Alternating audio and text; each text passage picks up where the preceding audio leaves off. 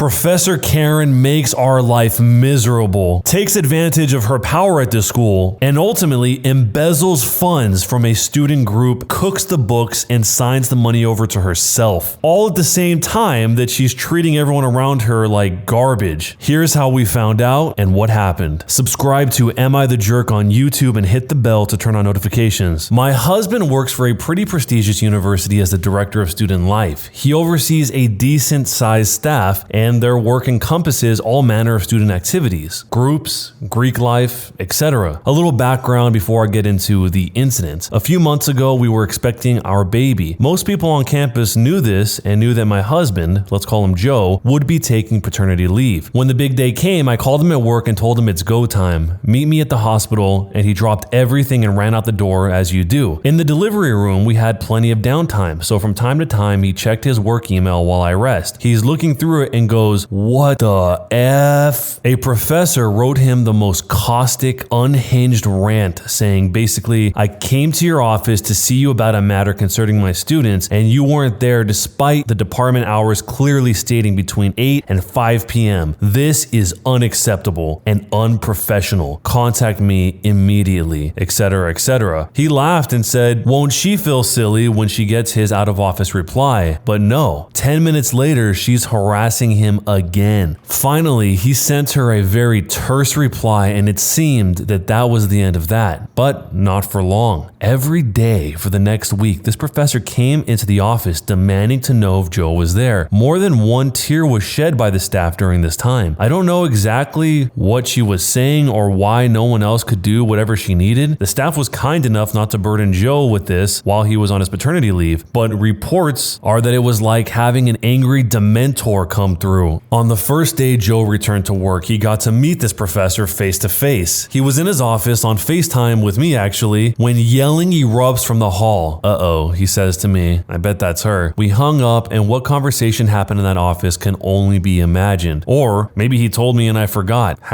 #newborn life. But by all accounts, she was cantankerous, irate, and incorrect in what she was trying to do and could not be told otherwise. As he is in charge of the department, but not of her, he could only put his foot down on the request, but not the behavior. Finally, she left, and the whole situation was done and dusted, finished and forgotten, but again, not for long. Fast forward to yesterday, I decided to pop in with the baby to surprise him and hope we could go for lunch. Also, to show off the baby, of course. When we arrived, it was squeals all around from the office staff, and one of the ladies took the baby for a tour around the building. I've been holding that kid for 3 months straight, so I was happy to let her. Joe's admin assistant told me he was in a meeting for another 10 minutes or so. And then she went off on the baby world tour, so I decided to sit in his office and enjoy merciful silence. But you guessed it, not for long. Enter the professor from hell. I knew it was her before she said one word. She looked like an ivory tower Karen with an "I want to talk to your dean" hairdo. Professor Karen said, "Does nobody work around here? This is outrageous! Where is the administrative assistant? Why is Joe even on the payroll if he's never here?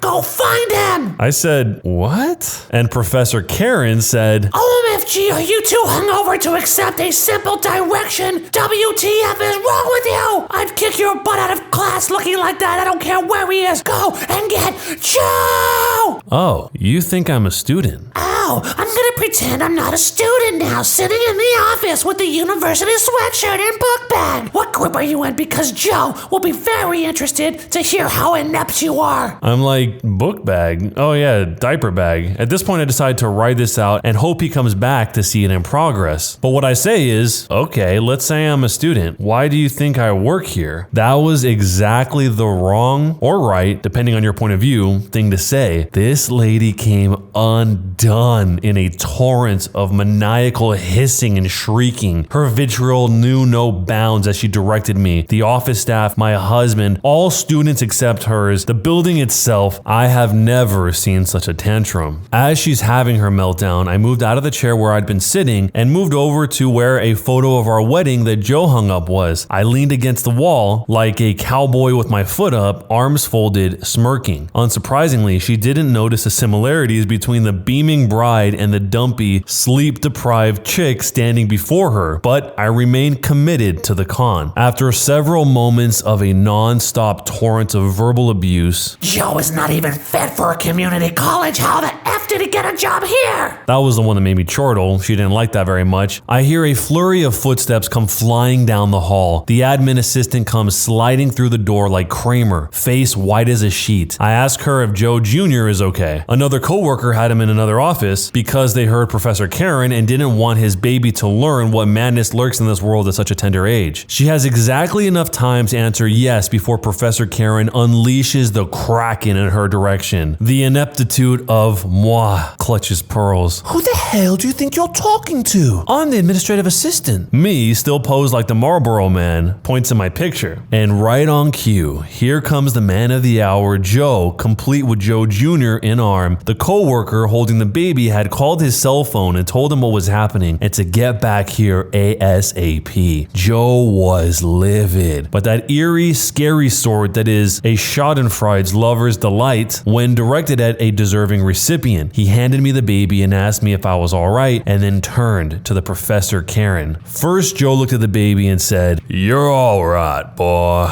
Then turned to Professor Karen and said, "Get out, and don't you come back till I've spoken to your department chair. I'm going to lunch." I told him, "Boy, do I have a story to tell you." And out the door we swept off to lunch, where we got pizza and migraines from laughing so hard. I don't know what action is being taken against Professor Karen, but if I find out, I will be sure to give testimony. Jumping into the future, there was an update. Okay, Joe talked to the head of the Department of Engineering, and it turns out Professor Karen is an associate professor from hell, and therefore untenured. Mwahahaha. Joe is leaving for a conference tomorrow and won't be back until Wednesday, so I probably won't know more until then. Stay tuned. There's another update. Administrative assistant is gathering a paper trail of literal papers that Professor Karen has submitted that she isn't allowed to, and checks she signed that she can't sign. She'll also be forwarding all these harassing emails from Professor Karen and making a written statement of Professor Karen's behavior. Joe will probably send the emails he's received to HR and the department chair, but he's not as heated now on his own behalf, but still livid about the way that the staff is being treated there as he was the other day, and might not press too hard except in support of the staff. Jumping into the future again, there's another update. Not a very exciting update, but the administrative assistant has submitted her complaint to HR. Professor Karen's department chair suggested to her that she not contact Joe's department, not for the least of which reason the things she's trying to do can only be done by students, and she overtook their responsibility in an effort to mega ultra micromanage them. Cue the surprise that she treats her students like that and usurped control of a student-led group. In all likelihood, this process will drag on for some time, and she'll probably get a slap on the wrist for both offenses. That might seem like it's all done, but several months into the future, there is one last update. A few months ago, I told the tale of a nightmarish professor who, if I do say so myself, I showed up quite nicely. So many people have asked for an update, and at long last I have one. That bee got censured and was asked to step down and out to another institution, jail, hell, wherever. When we last heard from Professor Karen, she was making the support staff and administrative assistants cry on a weekly basis. During these summer months, most of the students have been off campus, but that hasn't stopped Professor Karen from bringing the drama. I'll warn you now, I'm going to obscure some of these details to protect the parties involved, innocent or otherwise. Part of what Professor Karen did that started all this trouble in the first place was steamrolling the leaders of a student group she was mentoring, taking over their responsibilities, and being an absolute monster to everyone involved. She was told upteen times that the group's treasury was solely a responsibility of the students, and yet refused to let them so much as play a part. Long story short, even though she's given Joe a wide berth, she continues to be terrible to everyone else in the department. He could not let this go on and began a two-pronged approach to flush her out. In addition to working with HR and providing them weekly examples of her awfulness. He also asked the employee who works with the incoming and outgoing checks from and to student groups to dig deep. Sure enough, jackpot, eureka. Professor Karen was signing the checks, she can't, submitting the checks, she can't, hence the fights with the office staff, taking over the funds from the group once received, cooking the books, and skimming off the top. In the same week, Joe received word from HR that action would be taken and learned about the straight up fraud, which probably caused Professor Karen to be an extra prickly pear. He received a call from the chair of Professor Karen's college. The guy was halfway around the world on vacation, but he was so disgusted by all of this that he actually spoke to Joe to discuss matters. I like to think he was sitting on top of an elephant or drinking a Singapore sling while making this call. Professor Karen's horrendous actions now brought to light, she was presented with a choice of police involvement or resignation. The last I heard, she hasn't made an official reply. Now, if it were up to me, I'd have chucked Professor Karen in the slammer and thrown away the key, but the powers that be don't live for messy drama like I do, I guess. There you have it, friends. There is our exciting, if not slightly disappointing conclusion. So long, former Professor Karen. Good luck finding a job in any school anywhere now. So if Professor Karen's scheme this entire time was to steal the money from the student group, why would she be drawing attention to herself like this? If she was really trying to get away with it and she really wanted the money from this whole group to cook the books and keep it all for herself, wouldn't you think she would just lay low and not try and draw attention by screaming at random people in the actual building? The same building where she's pulling this whole scam off? Depending on how much money was stolen, she could be in some serious trouble. She might actually go to jail for this. I mean, if you're signing checks that are not meant for you and you're putting your name on them and they're actually getting cashed out, that's bad. But if you're signing somebody else's name that the checks are made out to, that's also bad. Maybe even worse, because in that case, you're actually forging someone's signature. Out of curiosity, I looked up to see how serious it is to forge someone's signature, and the first result says, in most circumstances, forgery is a felony. Courts may sentence people found guilty of forgery to pay a fine or restitution to serve prison time. It also says the punishment for forging a signature is up to 15 years if it's used for identity theft, immigration documents, or military discharge papers. But in other situations, like this situation where you put your signature on a check, it's subject to state law. Probably the most funny part of this entire thing is the fact that the original poster just stood in front of the wedding picture side by side with her in real life and her in the picture, and the professor had no clue that they were the same person at all, or maybe didn't even look. So anyway, let me know what you think. Was the punishment for the professor way too harsh or just right? And if you were in this situation, how would you have handled it? Let me know down below. Am I the jerk for wanting to change my feminine name? I'm a 21-year-old male and I have a feminine name and I want to change it. My family is furious. Shortly before I was born, my mother's sister passed away in an accident. My parents agreed to name me after her to honor her memory, and hence I was given what I feel is a female name despite my family's insistence that it's a unisex name. Maybe it is technically, but I have always resented my name. I realize it sounds very much like a first world problem, but it has caused me a lot of grief in my life. Kids in school would always tease me for it. Whenever I have to give my name for something, people always double take or ask if I'm being serious. I deleted Tinder off my phone purely because of the nonsense I cop from girls about my name. I work in a school and even kids half my age tease me every day when they read my name badge. I could go on. I finally came to the decision that I want to change my name. The worst decision I ever made was talking to my parents for advice. They both lost their minds on me, but particularly my mother, that I would even consider it. I was labeled as ungrateful, disrespectful to them, and even more disrespectful to my aunts. My parents told my sister about my decision, who also flipped out and has continually told me how disappointed she was. My family has pretty much threatened to cut me out of their lives completely if I go through with this, which I don't really want to happen. Aside from this issue, I love my parents and getting to see them. I get on great with my sister and her husband, as well as their new baby who I love. I also only have a small circle of friends who are busy with their own lives, and I'm single. So if I lose all contact with my family, then I feel like I'll be totally isolated. I'm just not sure what I should do. I consider trying to change it secretly, but if my parents found out, and they will, then I am screwed. Part of me thinks I need to just suck it up and deal with it, but I hate my name so much at this point, I really don't want to do that. I'm at a loss for how to deal with this. What should I do? 4 months months later, there was an update. It's been a little while since I posted this, and I wanted to finally be able to give an update. A fair bit has happened since then. To cut right to the chase, I legally changed my name to Sabe, pronounced like Abe, but with an S. The process was pretty straightforward. 4 weeks and $204 later, and I got my certificate in the mail. My original post got a fair bit of attention, and I received some fantastic advice about how to go about this, how to talk to my family, and how to make some compromises, and honestly, I am fine with how things went down. I ended making a final emotional plea to my parents to accept my decision. I made it clear how I felt about everything and how regardless of what they said, I was going to do it anyway. I made an offer to them that nothing would change, and it would be purely for my own peace of mind and mental health. And to my shock, they finally agreed. I am still Sabrina, and Dad actually seems to be making an effort to try and call me Sabe. He often has to correct himself. My sister seems disappointed in my decision, but has come to respect it. I will always be Sabrina to her, and I am fine with letting her continue to call me that. With all that said, I'm fine with still going by that name for my parents and my sister. That's how I grew up, so I'm used to it. And it's a little reminder of the old me. Even though I hated how it affected my personal life, it was still my name. For everything else, I am Sabe, and it feels like a huge weight off my shoulders. The day I got my new badge at work honestly felt like one of the most powerful moments of my entire life, even though it's a pretty minor thing. Overall, I am very happy with my decision. So, was I the jerk? Ultimately, the parents came around, but how can you expect someone else, even if it's your kids, to live with a name that they really cannot stand, especially because it causes them all sorts of problems in their life? It's not just because the original poster didn't like the name, it's because that name made life a lot harder for him. So the parents can't truly understand or relate to what he's going through. I mean, he had to get to the point where he's making a desperate plea to the parents. Not that it's their choice anyway, but even after all that, the sister still seems a little bit disappointed that he did it after all. I definitely get wanting to honor someone's memory, but this is you forcing someone else to honor their memory. So in this case, it's the parents forcing the original poster to honor her memory by living day to day with that name. As a kid, even having a slightly weird name will get you made fun of pretty much constantly. And if you have one like the OP,